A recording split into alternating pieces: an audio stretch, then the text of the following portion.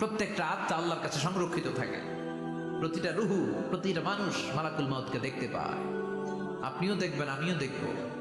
মুমিনদের কাছে এসে মালাকুল মাউত একজন যুবকের বেশে সাদা ধবধবে জুব্বা পরে সুগন্ধি মেখে মুমূর্ষু ব্যক্তির শিয়রে বসে বসে বলে, ইয়া আইয়াতুহান নাফসুল মুতমাইন্না, হে প্রশান্ত আত্মা, উখরুজি ইলা মাগফিরাতুল্লাহি ওয়া রিদওয়ানি, আল্লাহর ক্ষমা আর দয়ার দিকে বের হয়ে আসো।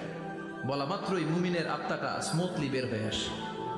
কাফান মিন আকফানিল জান্নাহ, হানুত মিন হানুতিল জান্নাহ, জান্নাত থেকে আনা সুগন্ধি কাফনের মধ্যে পেঁচিয়ে তিনি রূহটাকে নিয়ে ইল্লিনে চলে যায়। সরাসরি দেখে মালাকুল মাউতকে।